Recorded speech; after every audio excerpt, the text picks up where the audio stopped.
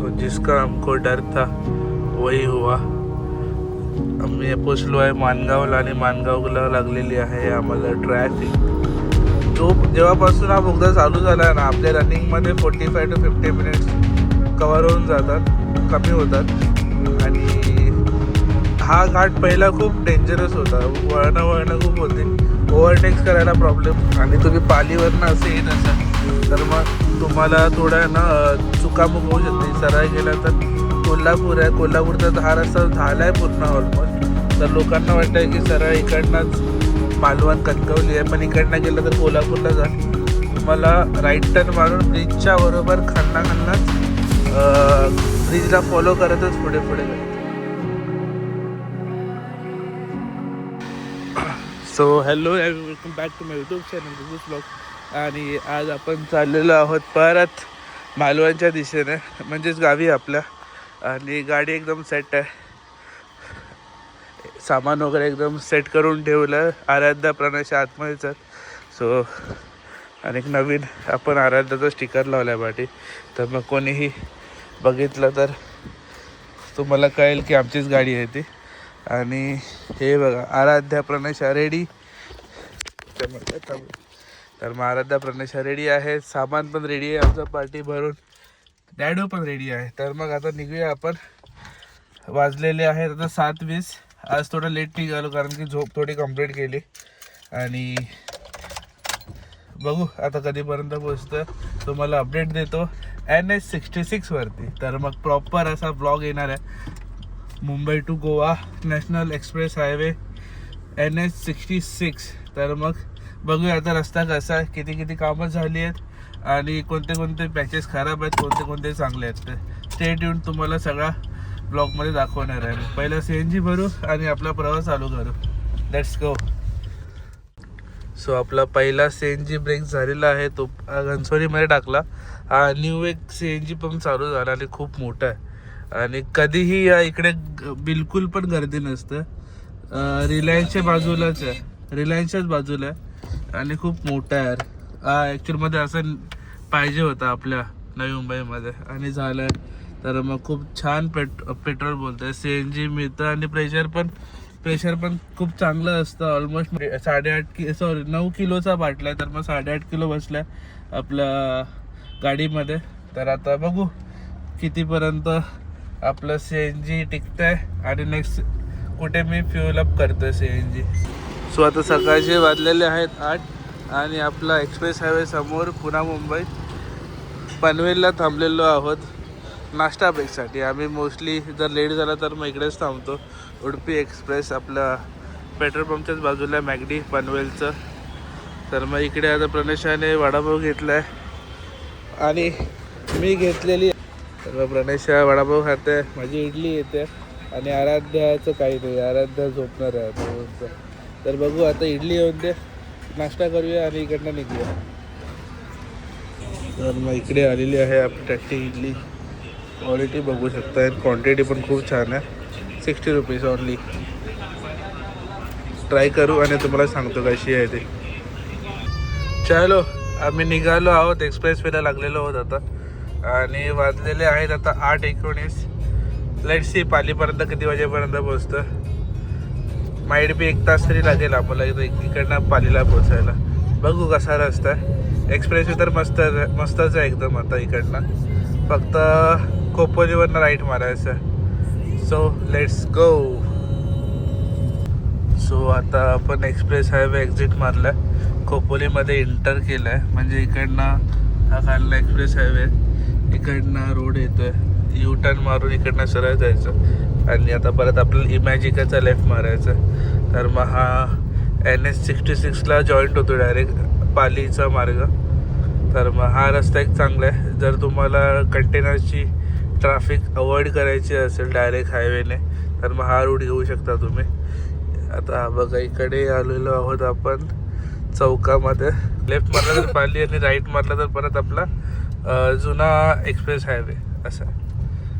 म्हणजे खोपोलीला जायचं असेल तर मग इकडनं जाऊ शकता तुम्ही असं इकडनं.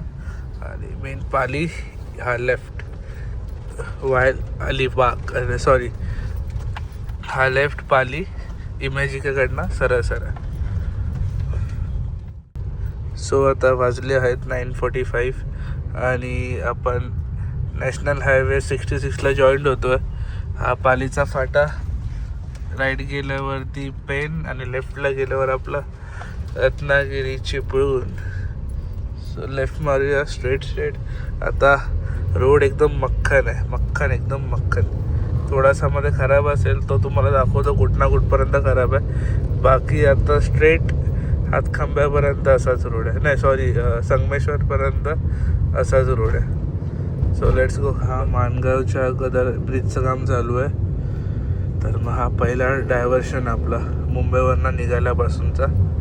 तर मे बी इकडनं 2 डायव्हर्शन आहे, त्याच्यानंतर परत आपला हायवे छान चालू होतो. तर बघ हा पहिला डायव्हर्शन. सो जिसका हमको डर था वही हुआ. आम्ही पोचलो आहे माणगावला आणि माणगावला लागलेली आहे आम्हाला ट्रॅफिक. तर आता जास्त नाही आहे, मुव्हिंग ट्रॅफिक आहे, पण लागलीच शेवटी. आता एक 15 ते 20 मिनटं जाणार याच्या ट्रॅफिकमध्ये, पण लवकर निघालो तर वेल अँड गुड. आणि तो पण टाईम लावलाच यांनी तर मग वाट लागली, कारण की आता सकाळ आहे तर मग सकाळी टाईम लागायला नाही पाहिजे. दुपारी वगैरे तर जाम वाट लागते. तरी आता बघू इकडनं कधीपर्यंत आपण सुटतो आहे. आणि आता वाजलेले आहेत 10:15 सकाळचे. लवकर सुटा रे भाई, नाहीतर आमची वाट लागायची. So sorry. इंदापूर होता, माणगाव आता येणार आहे.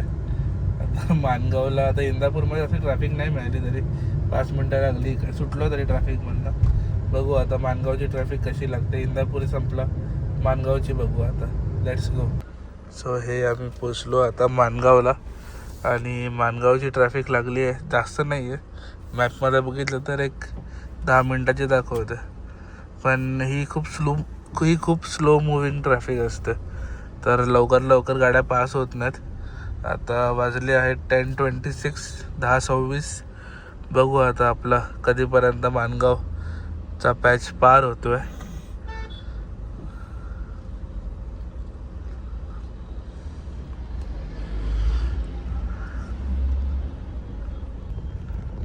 सो मेन जो हा आता राईट आहे अलिबागला जा. सो आता माणगावचा राईट गेला म्हणजे तो राईट तिकडनं आपण अलिबाग आणि दुसरीकडे असं जाऊ शकतो. श्रीवर्धन आणि अलिबागचा राईट होता तो. तर मग तो राईट गेला, त्यामुळे मोस्टली तिकडे ट्रॅफिक होतं. आणि आता आपण स्ट्रेट लागलेलो आहोत आता परत NH66ला. म्हणजे तिकडनं आता हायवे चालू होईल आणि इकडनं बायपास पण त्यांनी काम चालू केलं आहे, पण माईट बी त्याला अजून वर्षभर लागेल पूर्ण व्हायला. तर मग आधी आपण जाऊया इकडे हायवेला टच होऊ, नंतर मग तुम्हाला सांगतो की रस्ता पुढचा कसा आहे तो. Let's go.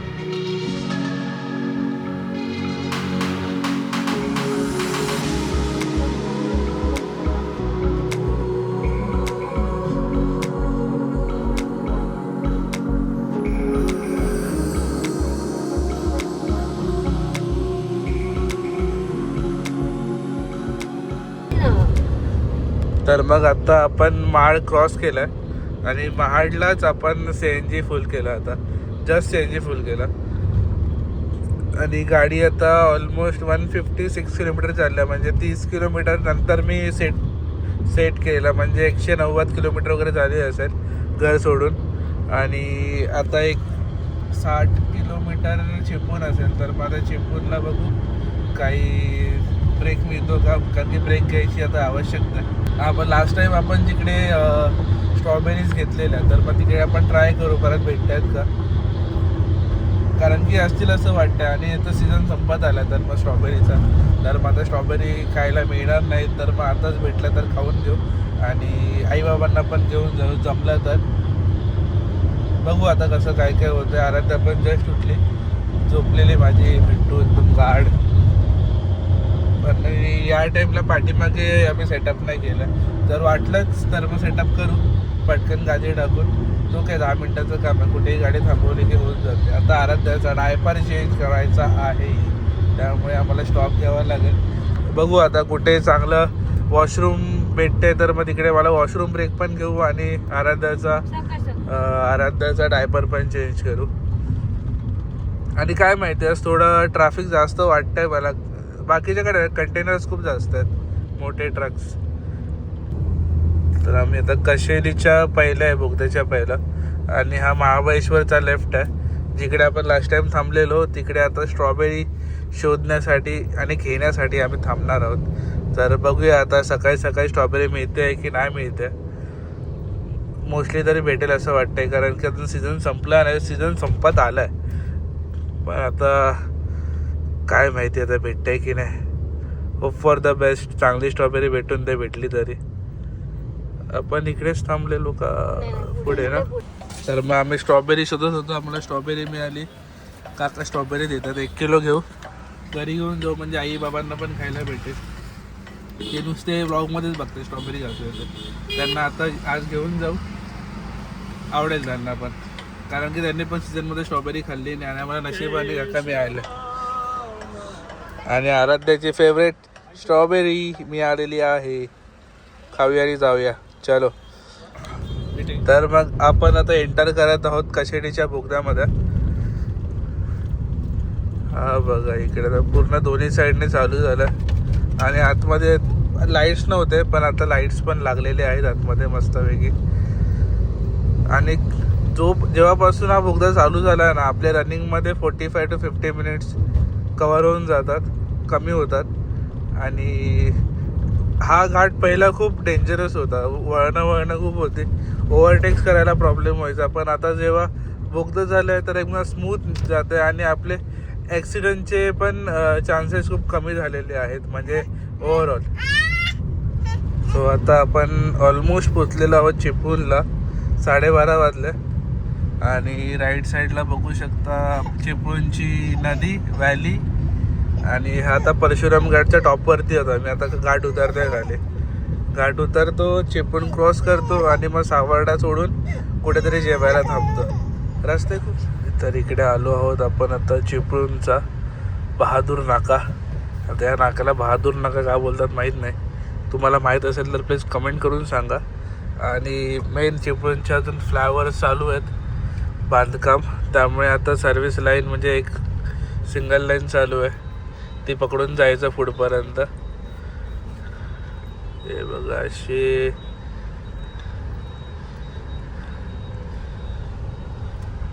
गर्दी होते इकडे. आणि इकडनं सरळ गेला तर मेन चिपळूणमध्ये एंट्री.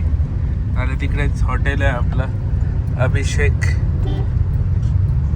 वर्ल्ड फेमस, जिकडे चांगले मासे भेटतात. पण लास्ट टाइम गेलेलो आम्ही तर आम्हाला एवढे काही खास आवडले नव्हते, खूप वर्षांनी गेलो मी बी त्यामुळे. आणि हे बघा अजूनपर्यंत या ब्रिजचं बांधकामच चालू आहे, कधी होईल पूर्ण काय माहिती अजून. होप फॉर द बेस्ट, लवकर होतील.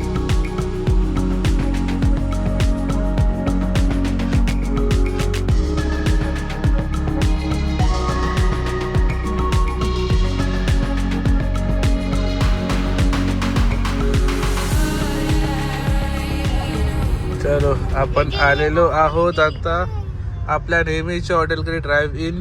आणि CNG पण आहे, 1 नंबर काम झालेलं आहे. आणि आता जेवूया इकडेच, वाजलेले आहेत 1:40. इकडेच जेवू. आणि काय केलं लास्ट टाइम आम्ही, नाही पण येताना केलेला ना आपण तो, येताना नाश्ता केलेला. आणि आता इकडे जेवायला आलेलो आहोत आम्ही, तर मग जेवूया. आणि आमचा सीन असाच होता की गावावरनं निघालो की जेवायला इकडे येतो, नाही नाश्त्याला इकडे येतो, आणि मुंबईवरनं निघालो की जेवायला इकडे येतो. तर मग असा रूट ठरलेला आहे आपला. आता बघूया जेवायला काय का.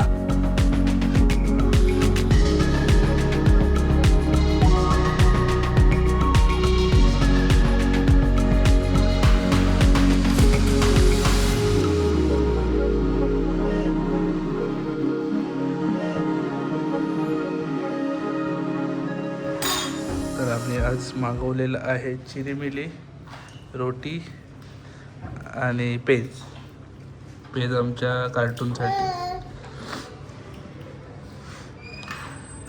आणि बाहेर नाही बसलो, नेहमीच्या जागेवरतीच बसलो शांतपणे, कारण की जास्त मस्ती करायला लागली आज काय. तर मग आमचं जेवण झालेलं आहे आणि लास्ट आम्ही पहिल्यांदा गुलाबजामुन ऑर्डर केलेत. हे बघा, ही दिवसांना खूप ओरडाओरडी करायला लागले जास्तीत जास्त. तू जाने के बाद तू तो गया रे मिठ्ठे. तर मग जस्ट आमचं जेवण झालं आणि ड्रायव्हिंग हॉटेलवरती आहे आणि खाली CNG पंप आहे. तर मग हे हॉटेलचं एक चांगलं आहे की सगळं एका ठिकाणीच मिळून जातं. तुम्हाला जेवण पण मिळून जातं. वॉशरूम तर एवढा भारी आहे ना चुम्मा. मी तर फॅन आहे या वॉशरूमचा. कुठे होत नसेल तर मी थांबवून ठेवतो, इकडे येऊनच सुसू करतो. बाकी आता CNG पण आहे, तर CNG पण इकडनं स्टॉपअप करून जाऊ, म्हणजे पुढे डायरेक्ट थोडं आरामात थांबता येईल. आणि जेवण ओके होतं. व्हेज जेवण एवढं चांगलं नाही आहे. पुढे घेऊया. तर व्हेज जेवण इतकं खास नाही आहे, पण नॉनव्हेज जेवण छान आहे. तर मग तुम्ही आलात कधी ड्रायव्हिंगला तर नॉनव्हेज जेवण ट्राय करा. आणि या संकष्टी आहे तर आम्हाला ऑप्शन पण नाही दुसरा कोणता ट्राय करायला. व्हेज एके व्हेज. बाकी बघतो आता कसा रस्ता इकडनं. तर आता रस्ता खराब होणार आहे चालू, कारण की आता संगमेश्वर संगमेश्वर सोडल्यानंतर रस्ता एकदम बेकार होतो. एक 10 ते 15 किलोमीटर. पण नंतर आपल्या हातखांब्यानंतर एक थोडा चांगला पॅच चालू होतो. तो तुम्हाला दाखवतो आता रस्ते कसे आहेत तिकडनं. तर मग संगमेश्वर सोडलं आणि एक 5 किलोमीटरमध्येच आपल्याला एक बॅड पॅच चालू झाला बघा. आणि इकडे सेम ब्रिजचं काम चालू आहे, त्यामुळे इकडे बॅड पॅच आहे. आणि मोस्ट ऑफ द हायवेवरती आपल्या सेम असंच आहे. जिकडे ब्रिजचं काम चालू आहे तिकडेच पॅच खराब आहेत. आता बघू, कारण की हा 4था पॅच असा जाण्याला भेटला आम्हाला. आता पुढे जाऊन बघू कसा रस्ता भेटतो.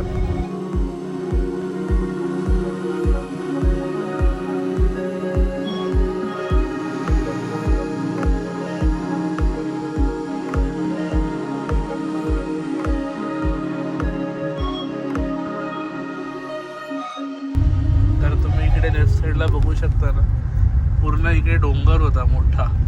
तर मग तो तोडून आता पूर्ण भुई सपाट केला आहे आणि दगड टाकून आता कॉन्क्रीट करणार आहे तिकडे.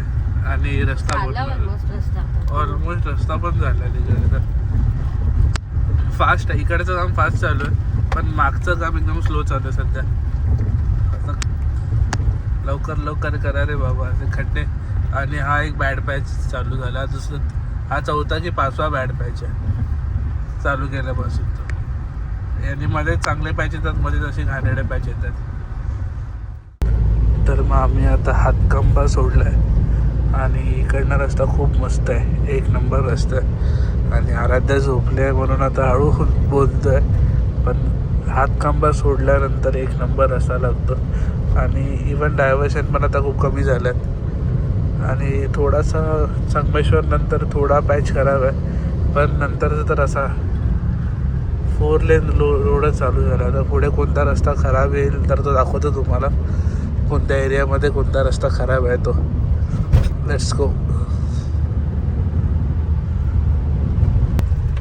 तर मग आपण पोचलेलो आहोत आता पालीला. आणि पालीच्या पण ब्रिजचंच काम चालू आहे आणि साईड जो सर्व्हिस रोड आहे तोच खराब आहे, एकदम घाणेरडा अवस्थेमध्ये आहे.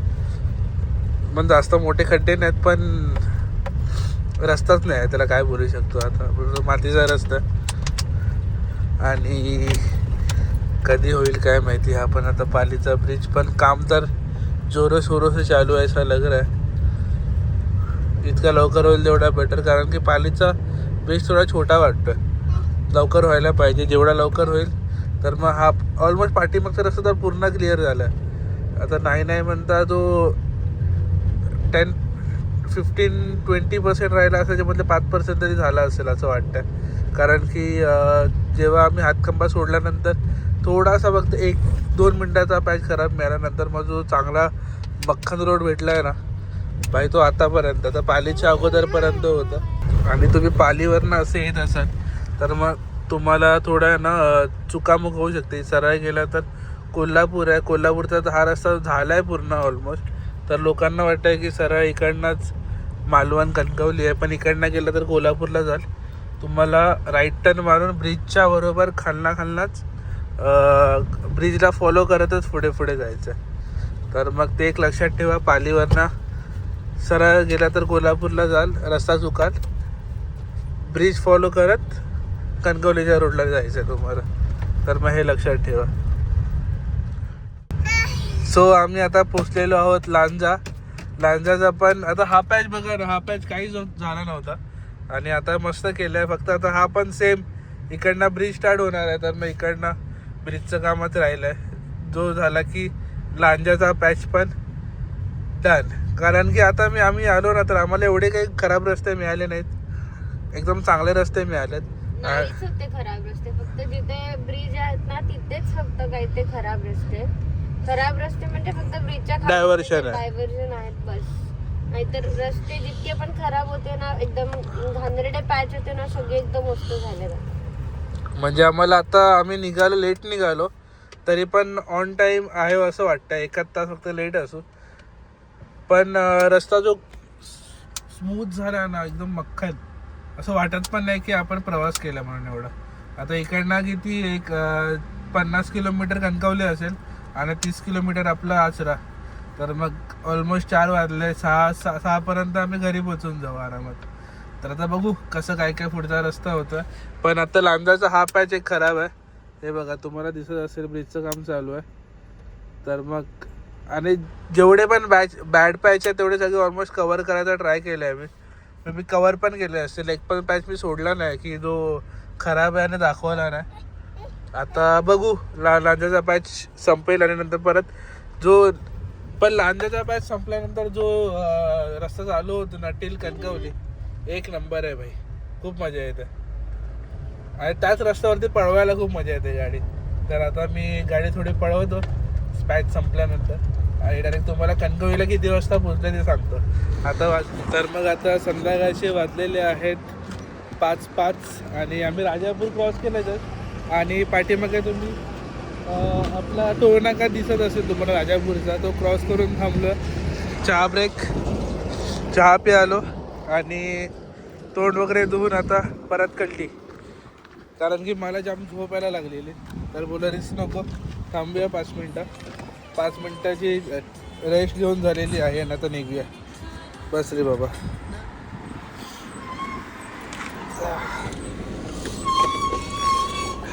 Here it is, we are reach Kankavli.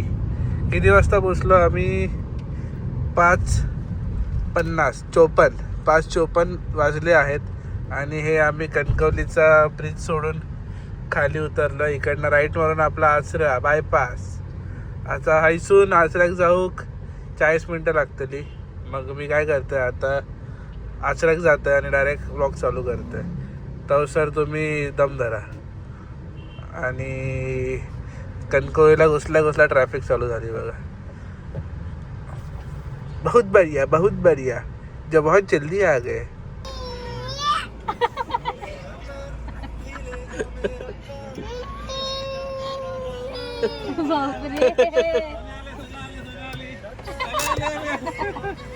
बापरे